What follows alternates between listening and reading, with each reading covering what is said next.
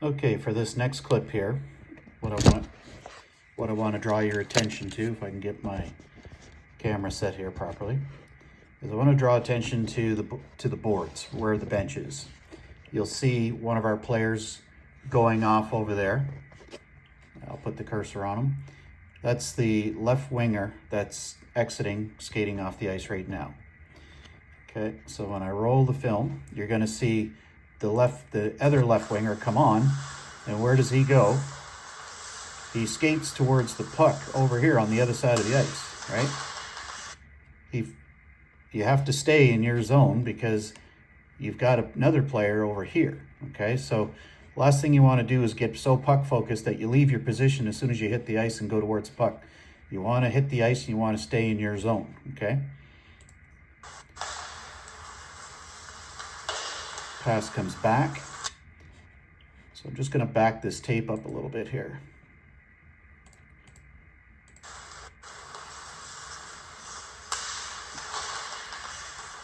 So puck's going to go over to the left winger here. Goes off the boards. He's got it. Left winger has it. So look how much time and space that he has here right now. He's got one guy that's about 15 feet behind him. He's got another guy ahead of him up on the blue line but facing away from him. What does he have for pass options? Just a nice quick little chip backwards, safe back to our defenseman here on the left. He'd get that puck. He can then move it over to this defenseman and they can start moving it up the ice. But we'll watch.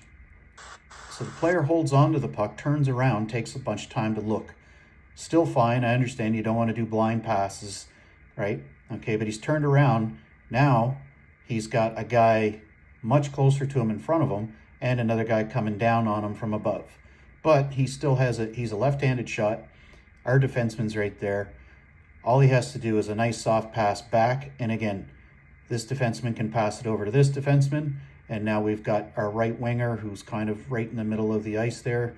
We've got some options. We have our centerman cutting back. So we'd have some options to move it up the ice. But again, a nice safe place to make a pass. Nice easy pass. No chance of turning it over. So what happens, right? He takes too long to make the play, gets challenged by the opposite player, who gets the puck off him and goes around him.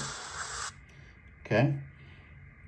So we've got both defense. This one's squaring up with him here, which is what we need. Key thing to remember too, guys, is this line that goes right across top of the circles.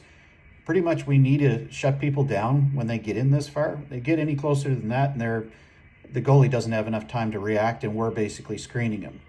So again, here's our other defenseman. He's watching the puck, but that defenseman should be skating backwards like this defenseman, and he should be over farther and blocking the front of this guy, getting in his way. So if this guy gets the pass over, he's got a nice clear shot. This defenseman needs to read that play and get in front of that guy. So we'll see what happens. He doesn't pass the puck at this point. He decides to skate around the net. Okay, gets it in front. Big rebound. But look at the collapse that we have here. This is the right winger who's kind of over on the left side. We've got one defenseman. This is the left winger who's sitting in the goal crease. We've got a defenseman, two defensemen down here. I believe this is the centerman. Yeah, centerman's up here exactly where he should be. So the only forward that's in the right position here is the centerman. So when we collapse down low, look at all the guys that we leave open. These two guys here, right? There's another one here and there's another guy over here in the corner. So they got tons of pass options. So we roll that tape ahead a little further, right?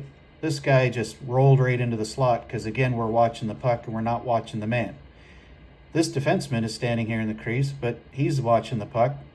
He should this guy's in range now that he should immediately skate up and challenge him, right? The other defenseman ideally should be back here on this guy behind the net or in the corner, which we can't see, so it's a little hard to say. Roll this ahead. Puck comes out. Notice what happened here. Our centerman is in the perfect spot because he's in that slot position. He's in the perfect spot to pick up the puck coming out of the corner and break out with it. So again, this is why it's so key. Centerman's in that slot. And he bumped the puck off his stick and away he went. Puck goes back up. We have a whistle. Okay. Now we see something else happening here.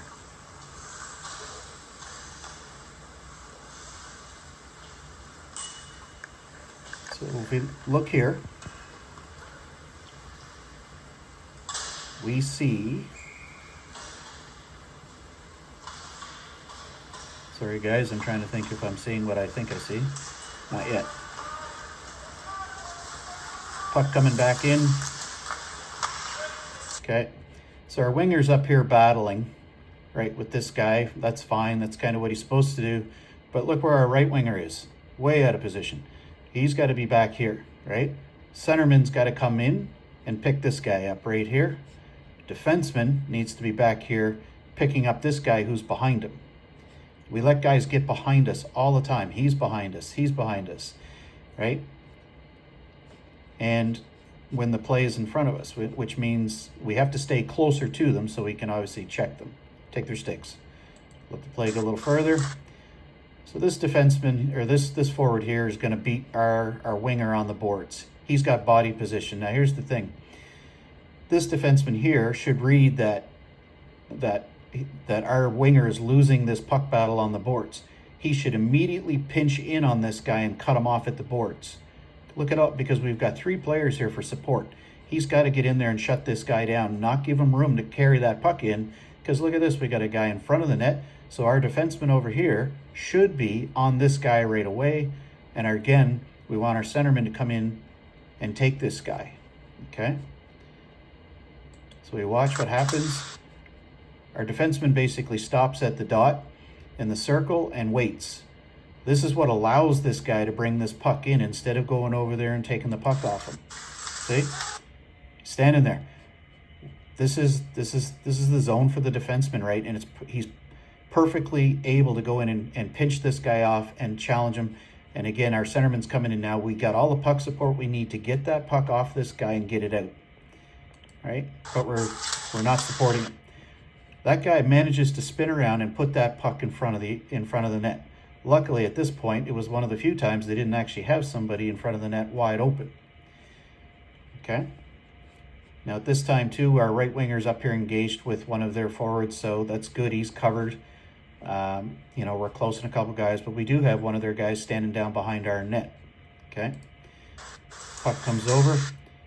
Now this defenseman is doing the right thing. He's going down and he's chasing the guy into the corner. Okay?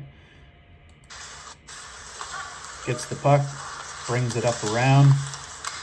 Okay? Puck goes out of the zone. Great.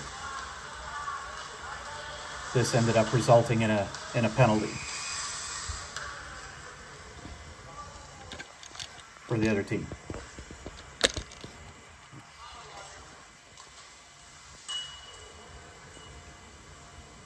So here's another important thing. So we see a line change happening here, except for one thing. See that winger skating off? That's the left winger who came on and should have changed with the left winger that was on the ice, but that left winger stayed on too long. So that winger that came off the bench should have came out and said, hey man, go off with the rest of your line. He didn't do that, so that means that this winger's out now for an extended period of time, which isn't good. And we'll see why here in a minute.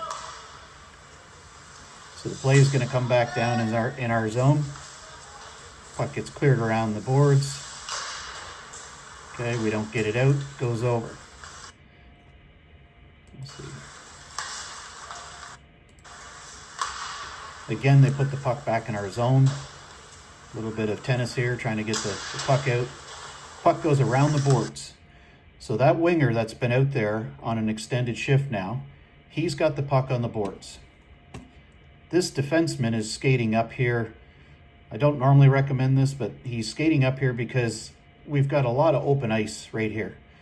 Just a very simple chip off the board, out to this defenseman, and he's gone. We've got another forward that's, ready to circle in here so we can mount some offense here.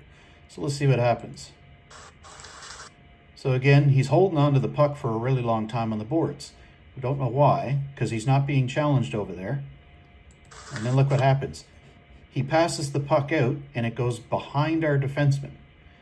Right? So remember, this winger's been out there for a long time, and when you get tired, you end up making, passes, bad pass, weak passes, and everything else. He passed it behind this defenseman. Where does it go? Goes right. It's a turnover now.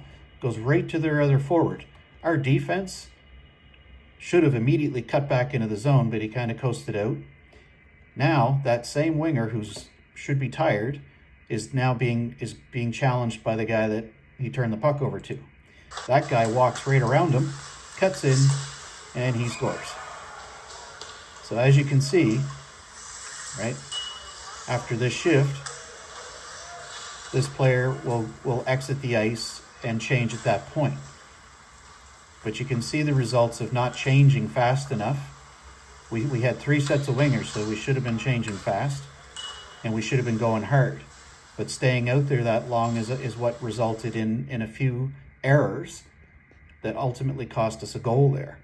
So that's where I look at just a very simple, if a line change had been done, that goal likely wouldn't have happened, I would argue.